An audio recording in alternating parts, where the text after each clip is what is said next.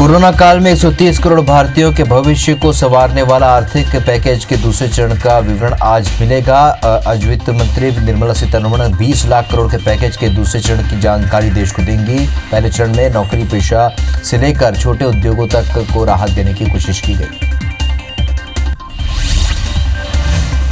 गुना से दुखद खबर सामने आई है। मजदूरों को ले जा रही बस और कंटेनर में भिड़ंत हो गई और हादसे में 8 मजदूरों की मौत हो गई। वहीं 55 मजदूर घायल बताए जा रहे हैं। आपको बता दें कि सभी मजदूर महाराष्ट्र यूपी जा रहे थे। बड़वानी में महाराष्ट्र से आए मजदूरों ने हंगामा कर दिया।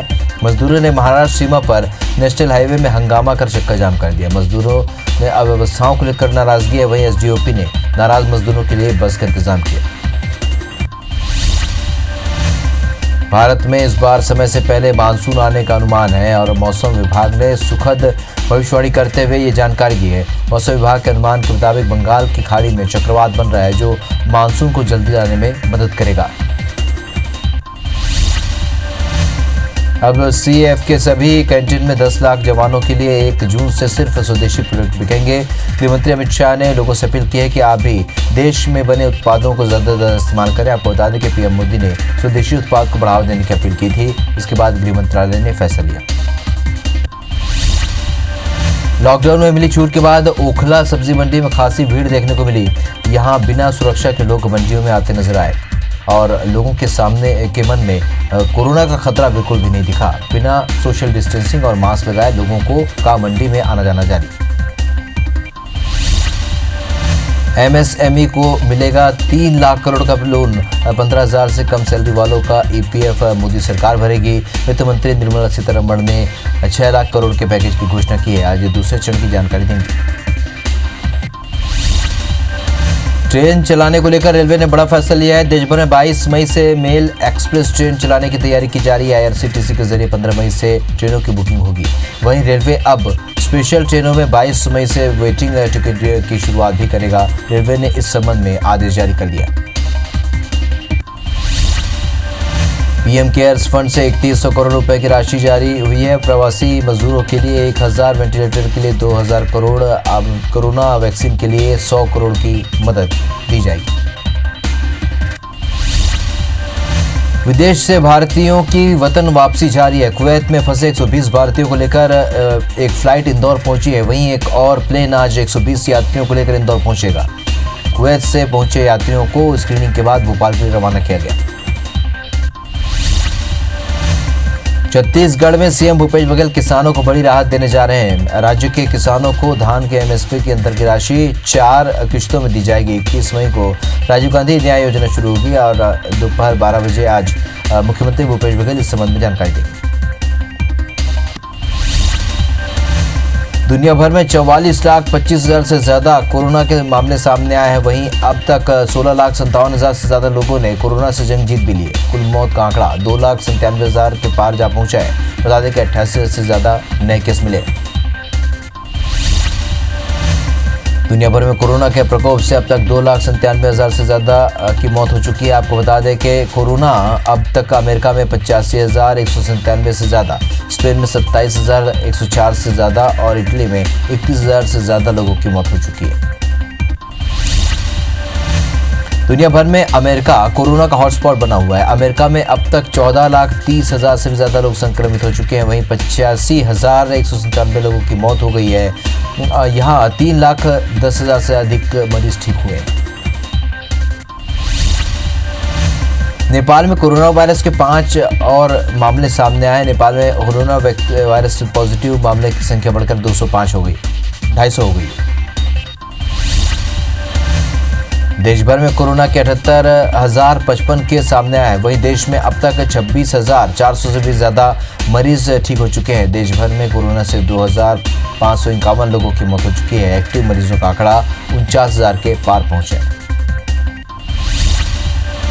महाराष्ट्र में अब तक 25,922 कोरोना पॉजिटिव मिले हैं। अब तक 975 लोगों की मौत हुई है। बता दें कि 5,547 लोग पूरी तरह से ठीक हुए हैं। प्रदेश में एक्टिव मरीज 19,400 हैं। वहीं मुंबई शहर प्रदेश का हॉटस्पॉट बना हुआ है।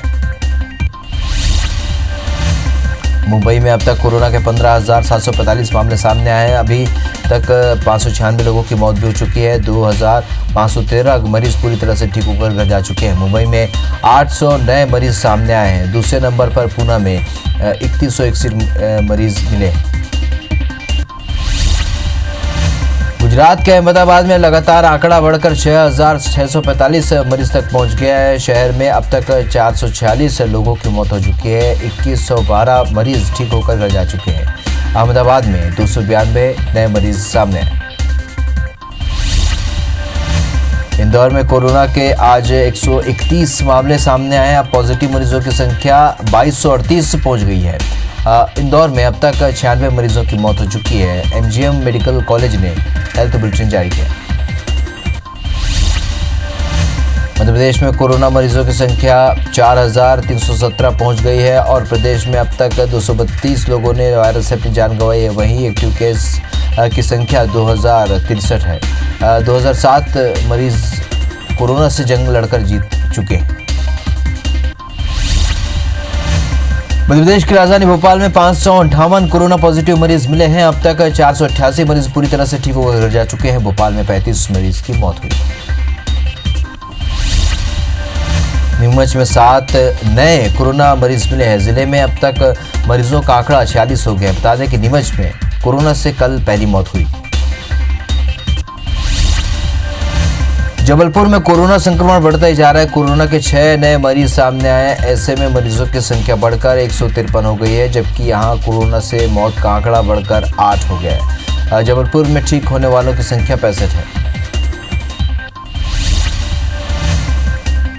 मध्य प्रदेश के सीएम शिवराज सिंह चौहान आज कोरोना रोकथाम को लेकर बैठक करेंगे। सीएम शिवराज प्रधानमंत्री आवास योजना के तहत हितग्राहियों को राशि बांटेंगे। वहीं मंडी अधिनियम और स्कूल ऑफ गुड गवर्नेंस की समीक्षा करेंगे। छत्तीसगढ़ में अब कुल 55 मरीज पूरी तरह से ठीक हो चुके हैं। प्रदेश में अब केवल 4 एक्टिव मरीज बचे हैं, जिनका रायपुर एम्स में इलाज जारी है। प्रदेश में अब तक 59 कोरोना मरीज मिले हैं। बता दें, यहां एक भी मरीज की मौत नहीं हुई। छत्तीसगढ़ में अब 10वीं और 12वीं बोर्ड की बच्ची परीक्षा नहीं होगी। माध्यमिक शिक्षा मंडल ने आदेश जारी करते हुए कहा है कि अब आंतरिक मूल्यांकन के आधार पर ही छात्रों को नंबर दिए जाएंगे। प्रदेश सरकार ने सूचीबद्ध दुकानें खोलने के समय को बढ़ाकर शाम 5 बजे तक कर दिया है। आर्थिक गतिविधियों को गति देने के समय में बढ़ोतरी की गई है और कलेक्टर ने दुकानों के बंद होने में एक रूपता लाने का आदेश दिया है। बता दें कि सूची अनुसार दुकानें अपने समय पर खुलेंगी। कोरोना काल में कोरोना वॉरियर्स के उत्साहवर्धन के लिए इंदौर जेल में कैदियों ने गीत गाया।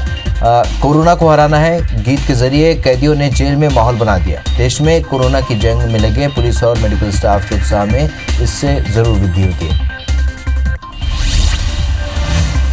लॉकडाउन में 1900 मजदूरों को लेकर श्रमिक स्पेशल ट्रेन नासिक से मध्य प्रदेश के लिए रवाना हुई।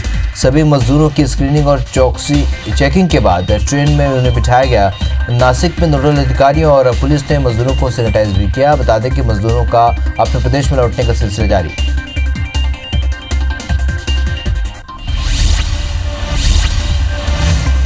मध्य प्रदेश की पूर्व मुख्यमंत्री उमा भारती ने एक के बाद एक 14 ट्वीट करके खुद के कार्यकाल के समय शुरू की गई 5 योजनाओं को शुरू करने को लेकर वकालत की है। उन्होंने इस मामले में सीएम शिवराज सिंह चौहान से भी बात की है। अंबिकापुर शहर के अलग अलग इलाकों में अतिक्रमण की बाढ़ सी आ गई है। शहर के महामाया पहाड़, गंगापुर और बिलासपुर रोड समेत कई इलाकों में अतिक्रमण किया गया है। प्रशासन ने इन अतिक्रमणकारियों पर कार्रवाई की बात कही। जबलपुर के महुआ खेड़ा गांव के हिरन नदी घाट पर रेत का अवैध खनन कर रहे 2 पोकलेन मशीन को जब्त किया गया है। पुलिस ने आरोपी के खिलाफ मामला दर्ज कर तलाश शुरू कर दी। भिंड के सिंध नदी में अवैध रेत उत्खनन के खिलाफ चंबल डीआईजी और माइनिंग विभाग की टीम ने छापेमार कार्रवाई की। टीम ने पनडुब्बियों को नष्ट करवाने के साथ ही एक पोकलेन मशीन और ट्रक और बड़ी मात्रा में रेत का डंप जब्त भी किया। कोंडागांव के मसोरा में संचालित टोल नाका में टोल वसूलने के दौरान विवाद के मामले सामने आ रहे हैं। दरअसल कोंडागांव की गाड़ियों को 50% छूट देनी यानी है, लेकिन वर्तमान में छूट नहीं दी जा रही, जिसके चलते विवाद बढ़ता जा रहा है। धमतरी नगर निगम में शराब पीकर जुआ खेलने के मामले में निगम आयुक्त ने 7 लोगों को गिरफ्तार कर लिया। ये कार्रवाई निगम की पेंशन शाखा में पदस्थ कर्मचारी सहित 6 प्लेसमेंट कर्मियों पर की गई है। प्लेसमेंट कर्मियों को नौकरी से ही निकाल दिया गया। ग्वालियर में दूध बेचने के दौरान व्यक्ति की गोली मारकर हत्या कर दी गई, जिससे आक्रोशित परिजनों ने घटनास्थल पर ही चक्का जाम कर दिया। परिजनों ने आरोपियों की गिरफ्तारी और मृतक के परिजनों को सुरक्षा मुहैया कराने की मांग की। बेमेतरा के थान खमरिया के प्राथमिक स्कूल, माध्यमिक, पूर्व माध्यमिक और अन्य प्राथमिक शाला में घटिया क्वालिटी का दाल वितरित करने पर डीओ ने 3 शिक्षकों को निलंबित कर दिया है। कलेक्टर ने शिकायत के बाद मामले की कार्रवाई की है। दमोह पुलिस ने ऑनलाइन ठगी करने वाले गिरोह का भांडाफोड़ कर दिया है। प्रेस वार्ता में एसपी हेमंत चौहान ने जानकारी दी कि आरोपियों ने एटीएम हैक कर लगभग 10 लाख रुपए की ठगी करने की बात कबूली है और उन्होंने आरोपियों से पूछताछ में और भी खुलासे होने का दावा किया है। रायपुर में मारपीट और गाली गलौज करने के मामले में जमानत पर रिहा हुए भिलाई नगर निगम के पार्षद पीयूष मिश्रा ने अपनी सफाई दी है। उन्होंने पूरे मामले को लेकर कहा है कि उन्हें राजनीतिक दुर्भावना का शिकार बनाया जाएगा। जांजगीर चांपा के चंद्रपुर क्षेत्र के गिरगिरा गांव में खरसिया के व्यापारी से 5 लाख रुपए की लूट हुई और पुलिस बनकर 2 बाइक सवार लुटेरों ने वारदात को अंजाम दिया। फरार आरोपियों की पुलिस तलाश कर रही है। आजाद चौक पुलिस ने रायपुर के कारोबारी सोहन ताम्रकार के मुकुट नगर स्थित दफ्तर में हुई चोरी का खुलासा कर दिया है। कारोबारी के बड़े भाई ड्राइवर रूपदास मानिकपुरी ही मास्टरमाइंड निकला है। लॉकडाउन में बंद ऑफिस में 18 अप्रैल को चोरी हुई थी और सोहन ने लाखों रुपए नगद समेत सोने चांदी के सिक्के चोरी होने की रिपोर्ट दर्ज कराई। मुंगेली में आज अवैध रूप से गुटखा, तंबाकू और गुड़ाखू बेचने पर एक व्यापारी पर पुलिस ने कार्रवाई की। उसके पास से लगभग 25 से 30 लाख रुपए की कीमत के भारी मात्रा में नशे के सामान जब्त किए गए। कटनी के आदर्श कॉलोनी में एक बाइक सवार को बोलेरो में आए 3 युवकों ने बंदूक से गोली मार दी और वारदात को अंजाम देने के बाद बदमाश फरार हो गए। बहरहाल युवक का इलाज अस्पताल में जारी है, वहीं पुलिस आरोपी की तलाश में जुटी है।